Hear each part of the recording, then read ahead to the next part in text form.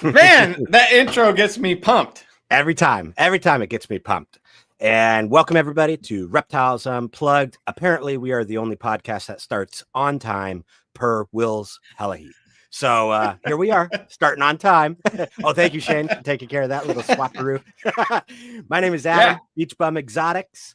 You can find me on all the normal socials, Instagram, Facebook under Beach Bum Exotics, over on Morph Market as well. YouTube, you can find me here, Reptiles Unplugged, obviously, and I do have my own YouTube channel that I haven't posted on in several years, but it is there. And I got my co-host with me. Go ahead, my buddy. Who you? Shane Kelly, Small Town Exotics, smalltownexotics.com, Instagram, YouTube, Facebook, and Jay, Greenline Morphs, our technical producer, and last week's guest, Morph Market and Instagram. Go check them out. Give all of us a follow. See what we're doing. We're always up to something. And if this is your first time, since we're kind of new on Wednesdays still, this is Reptiles Unplugged. And what does the unplugged mean, Adam? I don't know, man. I've been trying to figure it out for years, bro. Totally joking. We are unplugged. We've got no sponsors. We've got no affiliation to pretty much anything that's going to warp the conversation in a specific way. That's why we're unplugged, right? We're just out here doing our deal in our own lanes, kind of marching along, right? So yeah. So no sponsors, no networks. We're just Shane and Adam. Just Shane and Adam doing our deal. Adam and Shane. Yeah. And Jay's in the background somewhere. Jay's our back. Oh, dude. And pumping out the graphics, keeping shit organized. Love it. Thank you, Jay. And speaking of Jay, dude, last week's show, I had a great time interviewing him. I thought it was a awesome interview. Mrs. Beach Bum, who's in the chat right now, popped in, helped me out while Shane was taking vacation with his family, which was awesome. Thank you, Mrs. Beach Bum. And before we jump in, Heather. Yeah, good job, Heather. She did an excellent job. Yeah, I was super impressed. She did better than me. I actually got messages saying, "Hey, dude, she's prettier to look at. She's obviously smarter than you. I think you should just step aside and let Shane and Heather run the show." So I definitely agree with that. That is true. But let's take care of some stuff in chat here. We've got a lot of people joining us, which we always appreciate you guys jumping into chat. First up tonight, we got Jay Hendo, mostly ghostly. Thank you, sir, for showing up. We got LMK. Ken, thank you, sir. Appreciate it. And as always, we got Will in there. I'll find a different one maybe for you. I don't know. Oh, yeah, here we go. First to click live, maybe not top 3 in your own chat. Will's always got something funny to say. You guys should go check his stuff out. He's a good guy. And of course, we got Jay in here. Thank you, sir. Got Kevin, Sugar Skull. Got Ashley from Catalina Morph Mixer. We got William, Mr. Flippick, TJW. Thank you. Got Talon in here. Thank you. We got the Harbins. All right. And that's another good episode, you guys. Replay gang. Go check out theirs. It was a really good one. That was almost a month ago now. Man, time flies. Yeah. Who else we got in here? We got Mike Duval. Thank you, sir. And last but not least, we got Graceful Pythons. Right on, man. Jamie. Yeah, Jamie. Thanks for showing up. Thanks, and Jamie. Speaking of replays, I need to start plugging this more, but we are also on all the audio platforms like podcast on Apple, Spotify, iHeartRadio, all of those things. So go check us out. So when I was on vacation, I missed the Jay episode. I was kind of in on the live, but I was doing family stuff. And I actually listened to the replay on the podcast app while I was cleaning snakes and stuff. So it's really good. Audio came out good. You guys did a great job. I really like that we spotlighted Jay on an episode. That was Me good. too. Yeah, I thought so. I mean, Jay's one of those dudes, like, go check out the episode, but in it, we cover some of this stuff where he's been around a long time, has a lot of experience with reptiles, right? So that was kind of cool hearing about. And now he's new into the networking scene and making a splash out there, right? Doing graphics, doing a lot of cool things with the reels. His social media is great. He's got some awesome projects as well. So I think he's going to be one of those guys that you're going to see his name around in the industry for a while. So I was stoked to have him on the show. Give him some. And yeah, I found the ingenuity of keeping reptiles while in the military was great. So you guys need to go back and listen to that. I mean, that's some like dedication and passion right there. If you're willing to think out these ways to keep these reptiles in these situations. So you guys should go check out the episode. Yeah. It was a really good one. Yep, I do agree. And Jay being the technical producer of our show, I just felt like it was right for him to have a voice in the public for, because we talk about him every episode, give him a shout out. So it was perfect, dude. Definitely. And the projects he's working, I like too, good DG stuff, DG Clown. Was a little disappointed that he doesn't like puzzle. To find out what he said, you're gonna have to go listen, but that it is what it is. You can't win them all. Well, again, and I always feel like we have to bring this up too, because like there's genes I don't like, and I'm in my own chat with people, and I'm pretty vocal that I don't like pinstripe, but that's what's so great about ball pythons is there's so much out there that there's so many different avenues that there's something out there for everyone, for everybody. That's what I say, yeah. Right? I poke fun because it's fun kind of roasting each other or razzing each other. But in reality, like I totally get it. You have a preference towards one gene. Awesome. That's the beauty. We have over like 300 morphs or whatever it is at this point. There's like endless possibilities, right? Endless. Yeah, man, it was definitely a good conversation that direction, and to kind of talk a little more. So you don't like pinstripe. Is there any morph that you've seen with pinstripe that you're like, all right, that did kind of sell me? Or is it an absolute, like, I see pinstripe in that, it's dog? Dude, I would say like 95% of them. But like I dislike it so much that if somebody's even telling me like, oh, I hatched a orange dream, yellow belly, stranger, blah, blah, pin. As soon as I hear pin, I'm like, I don't even want to see it. You don't? I'm like, I don't want to see it. Want me to send you the picture? Nah, I'm good. Sounds good though. Yeah. No, but there are occasional ones and stuff, too. It's all right and pied and stuff too. But yeah, it's kind of taken a life of its own in this chat I'm in. They razz me and post all their pinstripe stuff. And it's a thing, and over on your Patreon, right? Which you got to plug that a bit, bro. So I always forget to plug that. Speaking of plugs, I got something.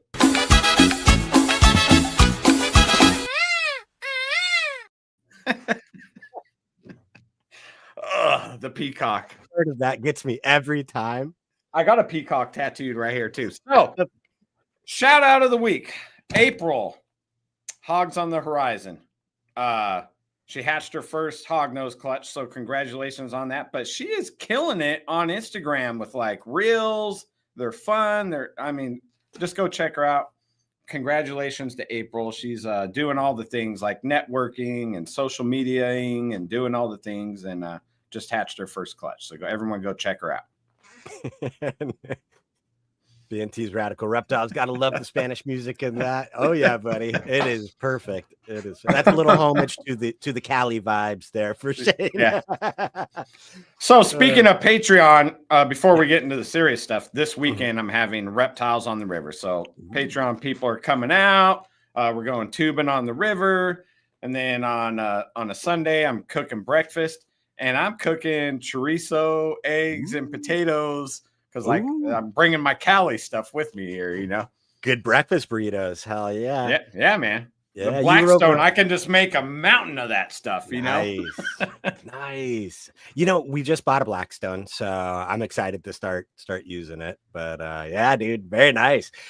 You were over on Adam's Proper Royals podcast last night, and we got into a little back and forth and chat about best salsa, right? And Yeah. I forget what what was your favorite green salsa again? Oh, green? Man, Yeah, because you were saying green was well, it for you, like right? yeah, so green if I'm at a Mexican restaurant and there's a salsa bar, so like no particular brand. I'm over there in the greens. Okay. And then like if I'm I'm a Tapatio and Cholula guy just for the quick, dousing. Out of the But bottle. somebody brought up Tabasco, and like on Tabasco, I'm team green the whole way. I don't even want the red Tabasco whatsoever. Yeah, Like, just I'm throw not that in the garbage. Yeah, I'm not a big fan. It's too vinegary for me. Yeah. Right. Like Yeah. I like Cholula for the reds. Cholula is a really good one. But so I brought up a brand, Marie Sharps. They're out of Belize. And that's where we first had them. Heather and myself and a few friends went down to Belize several years ago. And that stuff is all over the place in the restaurants, and we fell in love with it, thinking that it was this incredibly like hard to get thing. Where are we going to get it?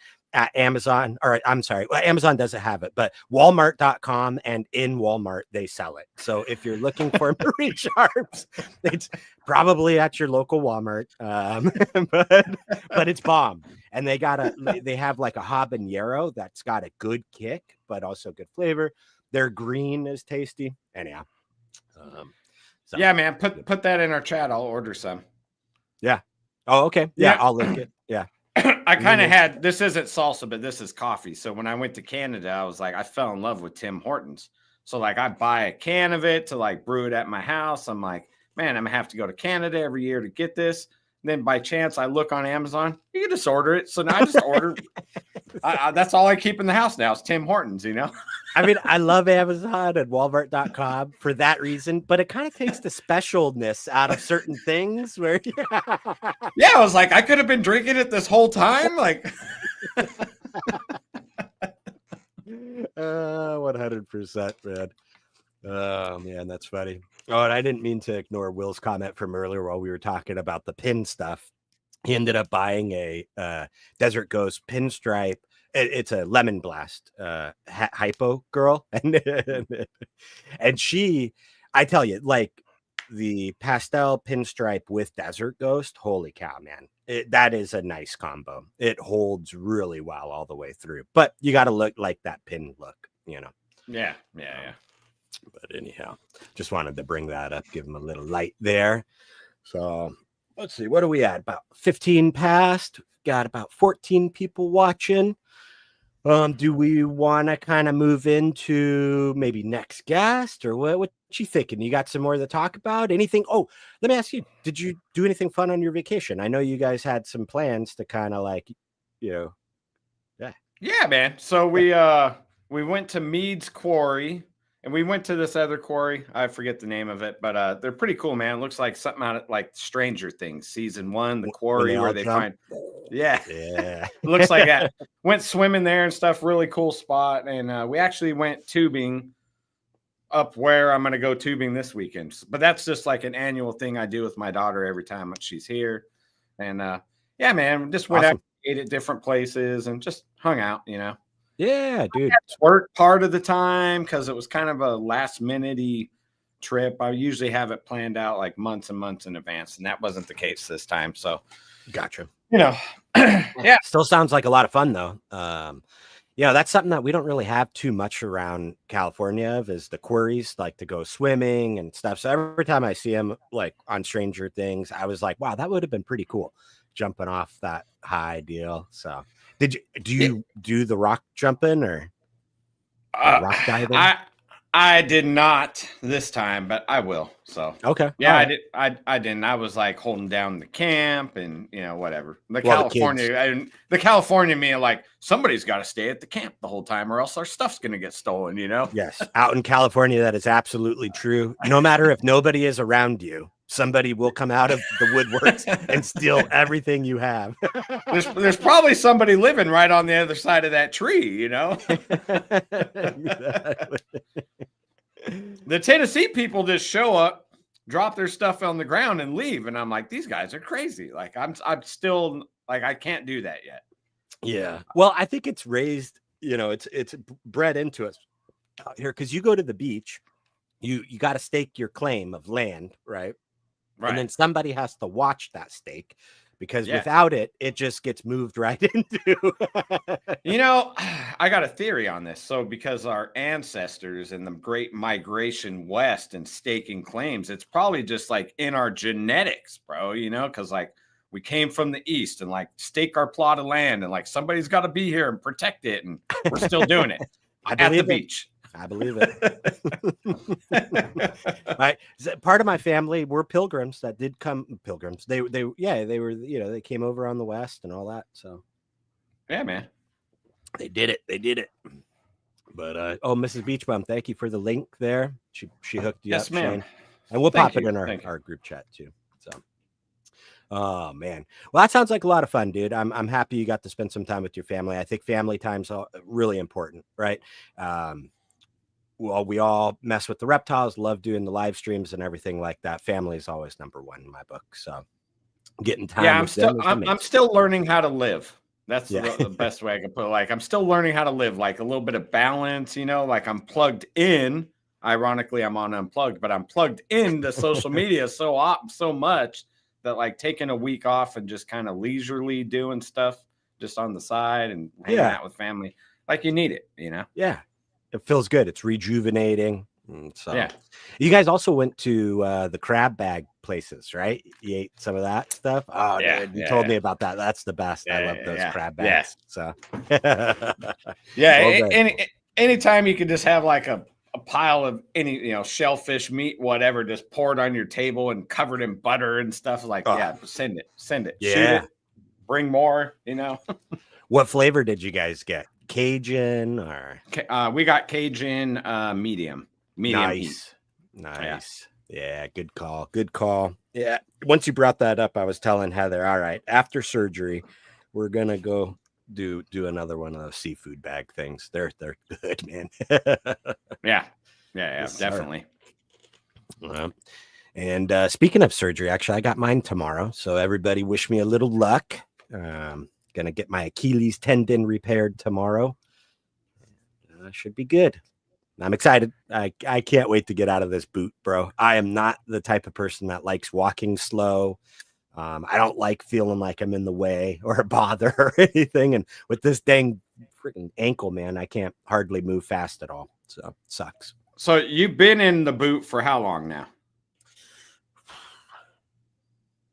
It's been a month or two, right? Yeah.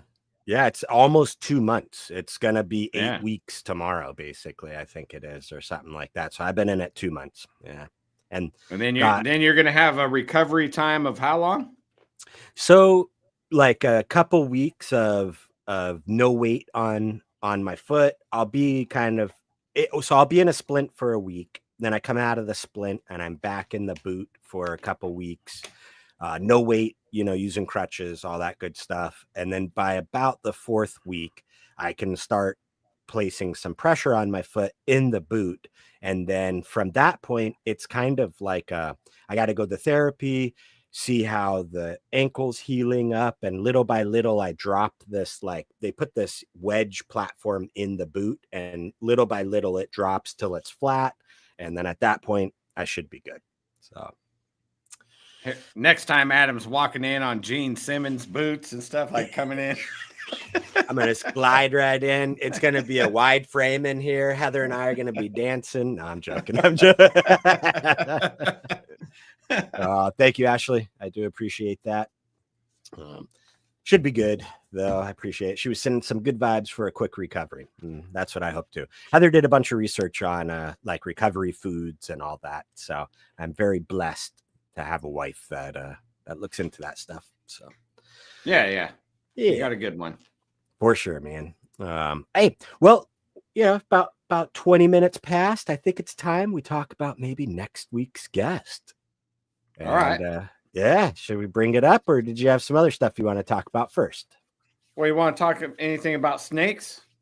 Well, yeah, you know what? Let's do that. All right. All right.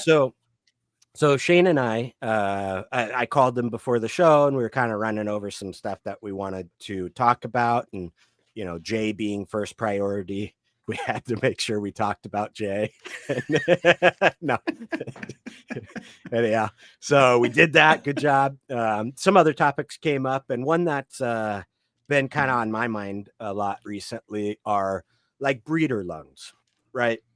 And so I just kind of wanted to talk a little bit about that and how I think it's a big part of our industry and can be a great part of the industry as well, right? Sometimes, buddies and friends, you guys can leverage each other to further projects, and there's a lot of positives that can come out of it. But Right. I think with all things positive, there can be some negatives as well, right? Through my time in the industry, I've seen some people that have had some falling outs and, around breeder loans and stuff like that. So my word of advice to anybody that wants to get into a breeder loan situation with somebody is, one, make sure you know the person quite well, right? Don't let their Instagram following jade you into thinking, oh, I'm safe. This guy's got, over 100,000 followers or whatever, right? Know the person, talk with them. Also put whatever you guys are agreeing to in email, in writing, and both of you guys get a copy of that. That'll save friendships down the road, the whole thing like that. So yeah, anyhow, I don't know. What's your experience, Shane? Have you done breeder loans? Yeah, I've had them. I've had females here, and I have females out, and I have someone else's females here again right now. So yeah, I've done a few, but so 3 different people, and the first one was good. I ended up having a female here for like 2 years before she did anything. So so Yeah. there was that, and it was Mhm. cool. I remember during that one, I was like, when we were divvying everything up, I was like, I'm just letting you know, like, this girl is part of the crew here now, so we need to figure out what that's gonna look like, because she ain't leaving, Right. Uh, Did you prearrange stuff like that, or did that just kind of happen? And that just happened, and like I started with that female in California, moved her to Tennessee, so that's why I was like, bro, like she ain't leaving now, but he was totally cool. And yeah, then like I have one that was we did videos on. I had one with Leviathan. I got another one going with them right now. And I mean, that there was no like written agreement for that either. But I mean, dude, to me, the relationship and the bond is more important than like the animals. So like yeah, if I'm getting a weird vibe from them, I'll just stick to whatever our verbal agreement was. But other than that, it's like 50-50, man. Like whatever, however 50-50 looks, I'm pretty cool, and I just expect the other side to be pretty cool, yeah. Right. Yeah, I feel you. I feel you on that. I've done a couple, and like B&T's Radical Reptiles here saying good communication is key in any Mhm. breeder loan for sure. And I think that's it, right? Good communication, having a foundation with the person, is important as well. Like what you're saying, I've done a few breeder loans with some buddies, and the very first ones that I did, there wasn't any written communication. Everything turned out fine. We're still friends, all that type of stuff, right? So it can work out even without communication. Then this next one, it wasn't quite a breeder loan. It was more of, hey, I'm going to give you this animal. That animal is yours, but when you produce of it, I would like a female out of it because I gave them a male, right? But we put that in writing, and that way, we know where that's at, even if it takes that male a year or two to produce a clutch over at that said person's place.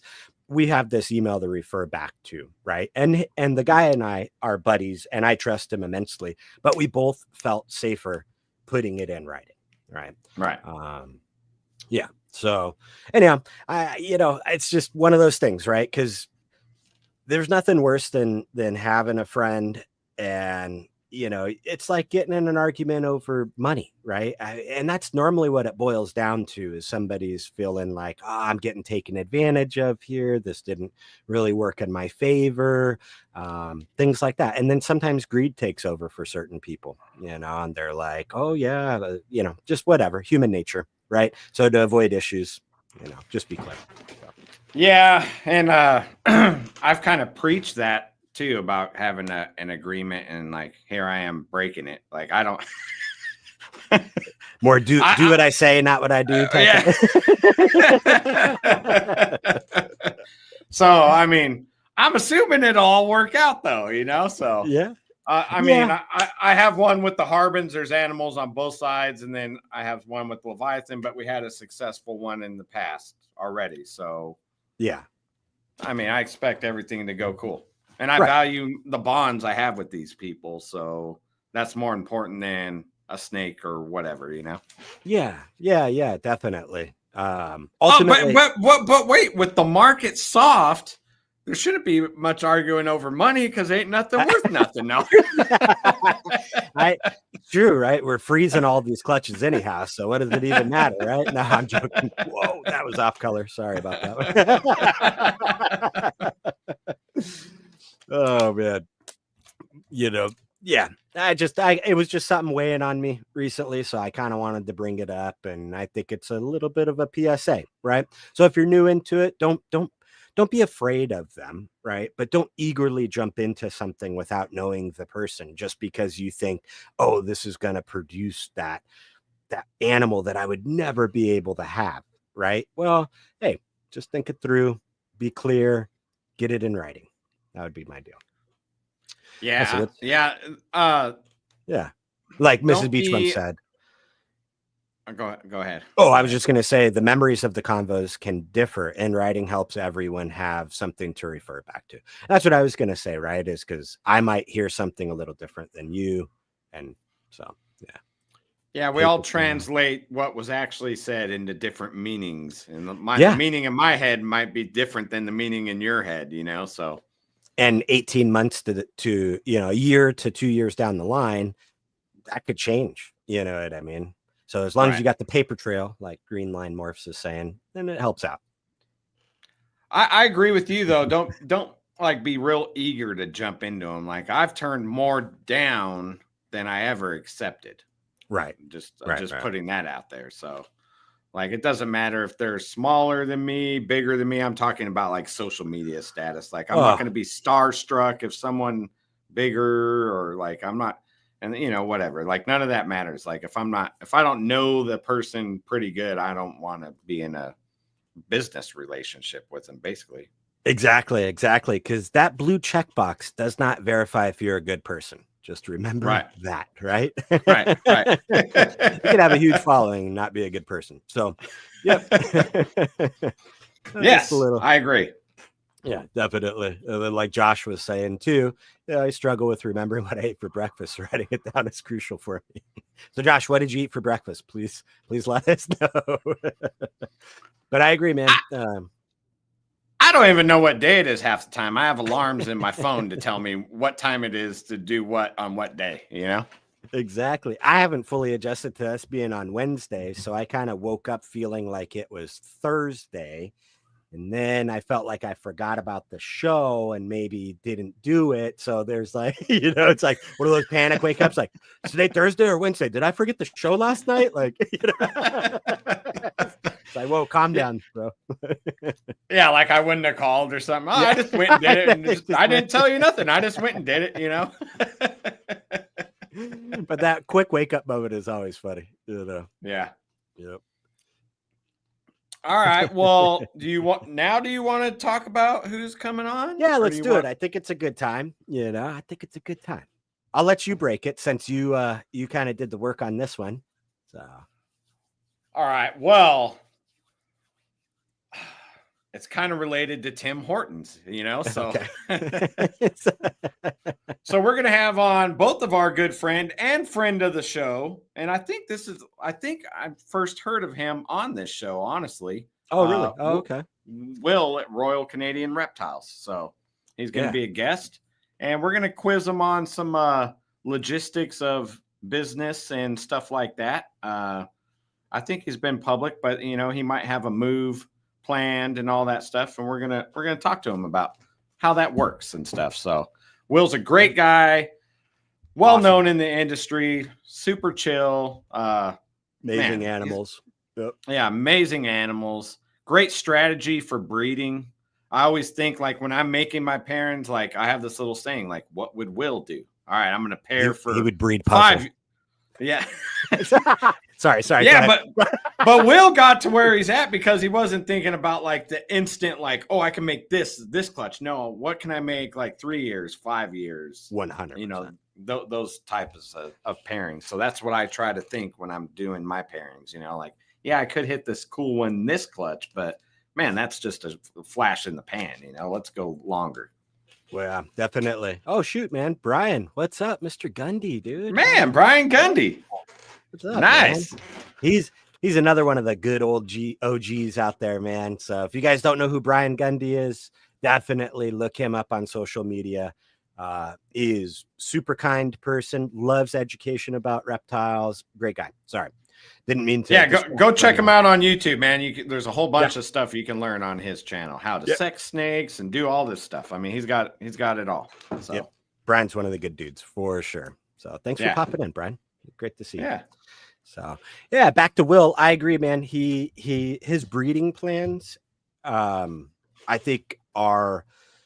I learned so much from talking with him. And he was one of the first Patreons that I had ever joined, actually, when that kind of whole thing started up. I joined the RCR Patreon, which another great Patreon. So Shane, Small Town, RCR. There's some good Patreons. And that's another piece of advice if you're new, is definitely, jumping into some Patreons. They can help you. There's some good people in there. If you guys need any suggestions of who to join, hit up Shane. You could join his. and there are others out there that are really good. Will, RCR, has a really good one, and lots of others. But, I joined that. And through that, the group of guys in there were excellent, right? So talking about breeding plans and all that type of stuff on like a regular basis really helped shape how I kind of look at things too, right? Not seeking the instant gratification, looking long-term, also working with what you like. Don't let the market kind of tell you what you like, was a big lesson as well. Right. Yeah. Because there's like so many nuances to that. Cause by the time, okay, I'm going to breed for that now, cause it's hot now. It's not hot by the time you produce it. That's the ADHD community's seen some other shiny object and went over there. That is true. And for a little while, there was like a new morph coming out every week. So even if you were buying the hottest thing that week, a week later, it might not be anymore, Right. So right. Just buy what you like, work with it. And eventually you'll produce what your goal was. Right. And you're a great example of that with the Kiki project. Yeah.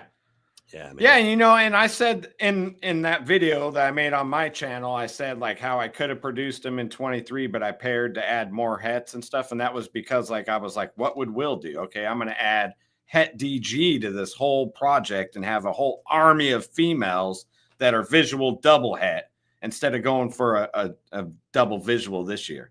But that set me up for 26. Man, I'm going to be like, packing. Yeah. And like I overdid it to the point where it doesn't matter if 1 or 2 girls don't go because I got a whole army of them, like let's go. Exactly, man. Planning for the future. I did the same kind of thing with a lot of my puzzle stuff, actually, was making double hats, and a lot of those females are ready to roll now. So should be having some decent luck maybe with the DG puzzle project. I'm thinking maybe next year, actually. The one female that I did have over here ended up not having a male that I thought I was going to have. So next season or end of this year, I might be able to hit on the DG puzzle, which has been a goal of mine for like, I don't know, man, like 7-8 years. So, hey, what's up, Sammy? DG and puzzle go really good together. I agree. Yeah. Yeah. Sammy Vargas, what's up, bro? Also have some animals in the Puzzle Hypo project, as well, that I should be hitting on this year. So excited for that. Although I know that you have plans to mix those two, so you have hypo DG puzzles. I mean, yes, that sir. only makes sense, but I had to ask for the audience, you know. yeah. I've got an awesome Mojave Hypo het puzzle. And then I bred that to a chocolate DG het hypo. Boy. So I should be getting some visual hypos that are double het DG puzzle. Right. And I have a few other projects as well in that direction. And then I've got a banger coming from Will up north. Got him a little while ago, just waiting on the import process, all of that good stuff. So once he's in, he'll be running to a lot of my puzzle hypo girls. I have a few visuals and be making visual puzzle hypos that are all het DG with that boy, because he's a pastel DG het puzzle het hypo. Right. So, yeah. I got a question for you. Yeah. Because we pair like that, I find myself like I don't know. It's like I'm always like wanting to add a het or something. And if like the pairing doesn't do that, I'm like, yeah, it'll make beautiful animals, but I don't feel like I'm progressing. I'll scrap that pairing, and like, yeah, I feel you. Cause like for example, the chocolate to the Mojave, not a super crazy incomplete dominant pair, right? You know what I mean? But the hets in it are going to elevate that, right? So that's how I'm kind of looking at it, right? Is those two incomplete dominants paired together, not the most popular thing out there.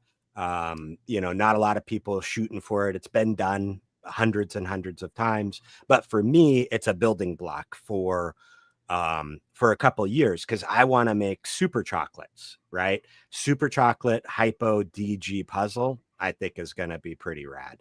So I'm still a fan of chocolate Wookiee, that whole like genre right there, Oh, hey. That is a nice shirt there. Hey, it matches that logo down there. What a coincidence. Hold Back Rack podcast in chat. Appreciate it. Thanks for showing up. That is a nice shirt. I love the color too. Yeah, that's all Jessica right there. That's her branding model there. Yeah, good job, Jessica. That's a nice logo. But yeah, man, I think our conversation with Will next week, I hope not only are we going to talk logistics from moving, but I want to hear some of his insights too on the breeding and stuff. He's always got great stuff to say. Yeah. Hey, Jonathan as well. Hey, what's up? Oh, gosh, darn Steven. Chat, Steven. Sorry, Steven. What's up, Steven? So yeah, will be on, so that'll be a banger for sure. Will, like Adam was saying, Will's always got some great insight. It doesn't matter which direction the conversation goes. He's always a good conversation, period. So yeah. And he plays that Canadian part really well, where it's like down the middle. He's not offensive to anybody. Yeah. He's really good at that. Yeah. Which I've always loved about Will for that, right? Because our industry could be, there's some spicy people out there that have some strong opinions. So it was always nice talking to one of the industry leaders, in the sense of, he's very kind of neutral, like on stuff, but has opinions. Just, he's not just talking crap type of deal. Right. So, right. Yep. Yeah. I've tried to, I am not that way naturally. So I try to like emulate like the Wills and the Mark Mandicks, how they're just like, I try to totally. I try to make myself be that way, I think it opens more doors, right? I think sometimes like my personality is a little bit like, I think you're a little more metal than I am. Like I'm a little more on the blue side, you know what I mean? But I still have strong opinions as well. Being American, I think. Yeah. It's raised in us. Oh man. So try not to offend people. is hard sometimes, but whatever, screw it. Yeah. Well, that's another thing with Reptiles Unplugged. We're trying to be drama free, but we might say something off color, like I don't like pinstripe. I don't care which way you cut it. I don't like it. I don't like it. And sorry if that offends you, but I don't like it. My feelings are hurt, Shane. That's it. It's funny because I'm not a huge fan of it, but I have a decent amount of it. Well, I did. I offloaded quite a bit of it, but I have it in a few animals. But I love it with pastel and DG. I will say that it makes a beautiful animal. It's just kind of it's a cul-de-sac, right? Like there's not many outs for it, So. Right. You know which one is a cool combo, like super old school? I think it's called the Kingpin or whatever, the Mojave pinstripe. Oh, dude. Yep. I mean, it looks like a monsoon with the stripe. I'm like, oh, that's pretty cool, Yeah. Well, right. That's totally, I agree. And actually, yeah, I think Jigsaw, right? That's what you said. Or Jigsaw. Yeah. Jigsaw. Right? That's what. Yeah. Jigsaw. So that was one of the first morphs that I saw that I was like, okay, that's cool. Like, I love how it's just blowing up the pattern. It's all over the place. And that's kind of what sold me into the project. And I made my very first jigsaws like, I don't know, 7+ years ago. Was stoked. I mean, today everybody's like, yeah, whatever, dude. Like, even back then it wasn't that cool, but I was like, I will do it, Yeah, but it's like pretty monsoony looking, It's like with the stripe, and I'm a sucker for stripes. I like genetic stripes. So to me, I'm like, oh, that's cool because it's got a stripe, So yeah, and I mean, I like what it does in clown. Actually, I kind of like it, like a leopard pinstripe clown. It looks like a cheetah to me. It's got a bunch of little dots all over the place. I think it looks cool. Add desert ghost on that, could be good. So you had me till you said pinstripe. No. I'm like, leopard, yeah, pin. But we're talking about pinstripe, though. I had to keep it in the comment. I'm visualizing like leopard, and then pin. But a leopard pin is good too because it widens the stripes. It makes them more like teardrops. I actually like pinstripe like in the very beginning, and then I bought like a proven breeder, whatever. It was like a spinner or something, and then I started hatching pinstripes, and I was like, I don't really like these now.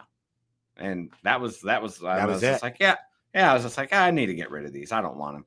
And then it just grew from there. And I was like, yeah, hey, but that's the beauty about it. Somebody bought them and somebody is loving those animals. Yeah. Yeah. That's for sure. The whole point there. So, I mean, but dude, I think I might be able to change your mind. I'll send you some pictures off soon afterwards that there's some decent looking stuff.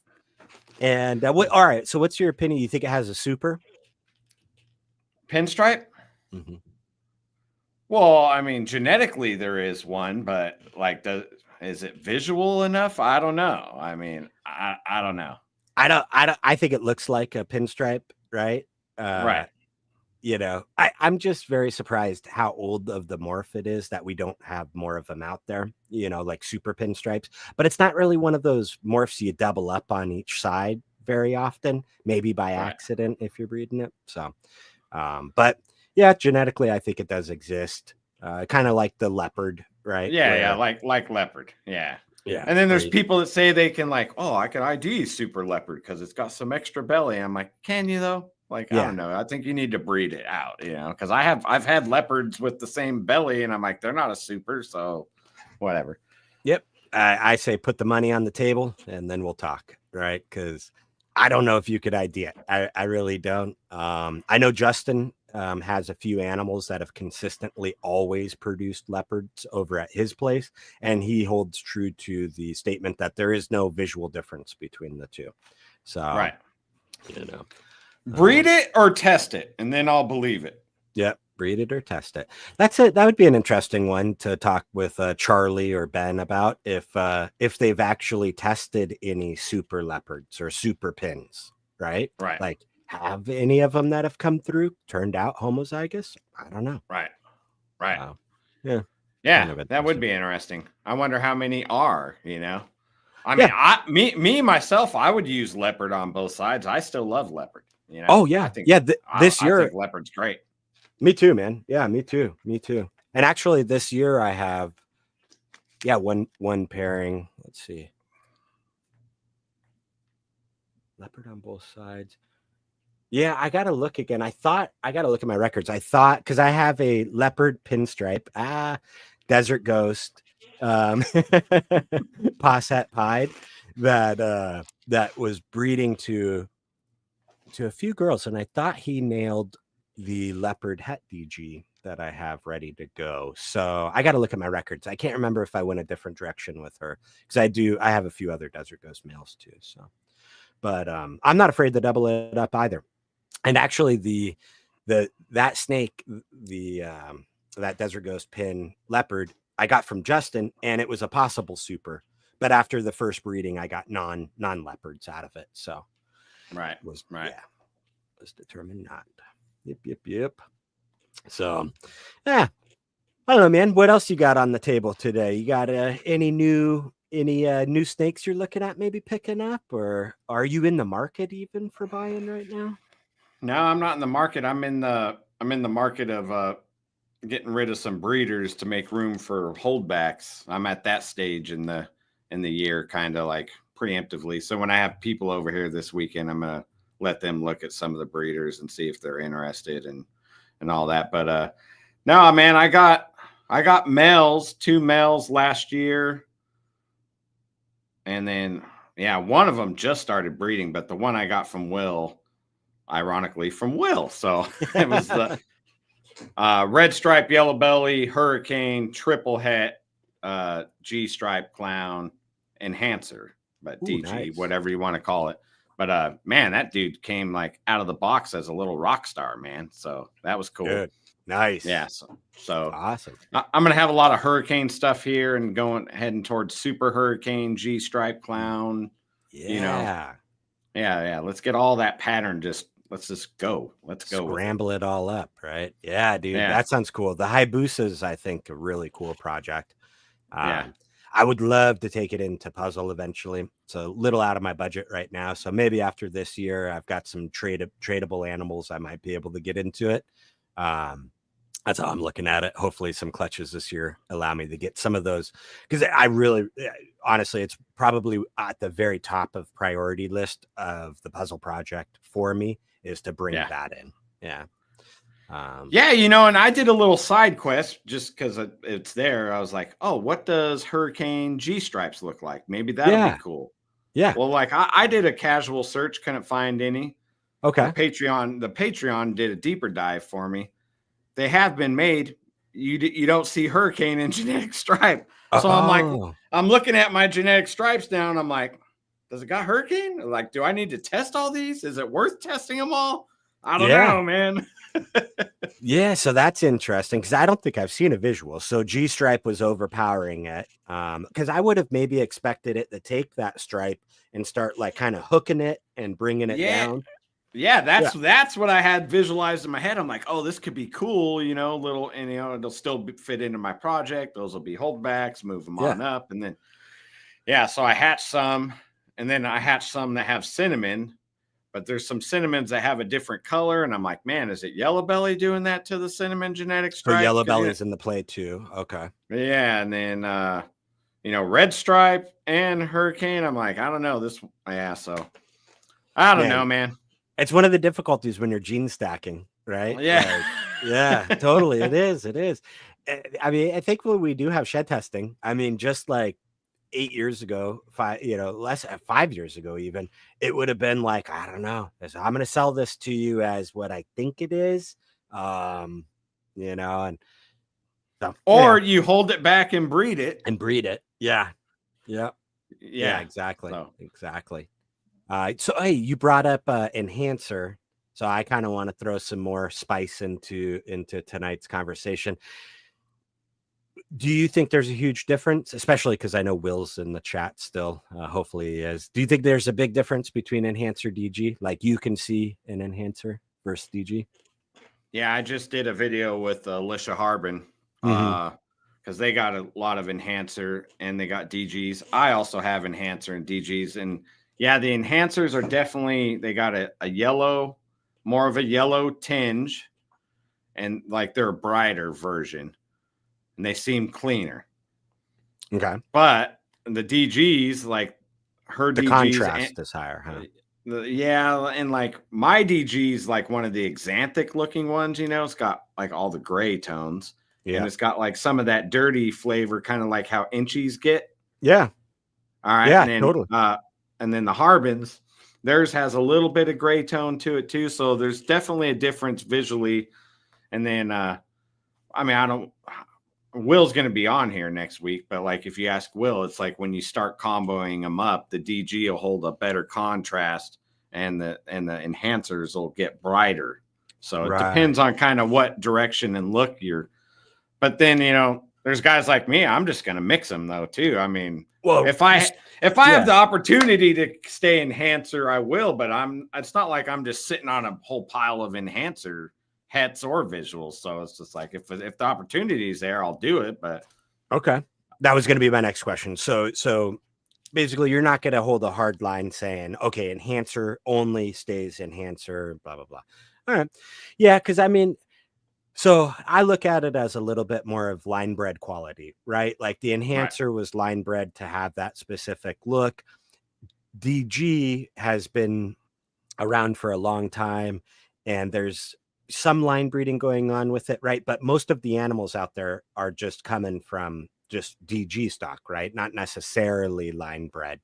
And I noticed that too. It's almost like the enhancer seems to hold like a little bit yellower, more in the burgundy tones almost, for the black spots. Instead of them being black, it's like a little more burgundy-ish. But I've never seen one in person, actually. I've only watched videos and looked at photos. So anyhow.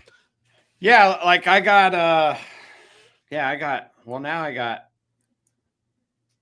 I got 2 visual enhancers here now. Yeah. So yeah. And then all of my stock that's like my females that I brought up earlier that are genetic stripes, double het DG clown, they're actually all double het enhancer clown, technically. Oh, okay. Gotcha. I used an enhancer G stripe male to make all those. So interesting. Okay. So well, cool. Cool. I guess now that I'm thinking about it, technically I'm sitting on more enhancer than I am DG. So I guess. Yeah. So your team enhancer basically is what you're saying. So team yeah. We'll go with that. Sure.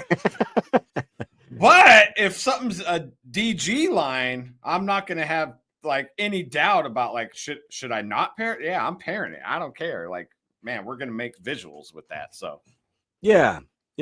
And I wonder if the animal will wind up in the middle a little bit more between the two lines, or if you're going to get different, like, you know, different clutch mates looking, that one looks more enhancer, that one looks more like the original DG, or I don't know, you know what I mean? I wonder. Or if it could be, you know, because like the polygenics that came down with enhancers, and then they're blending in with our American stock, so you should get a variance.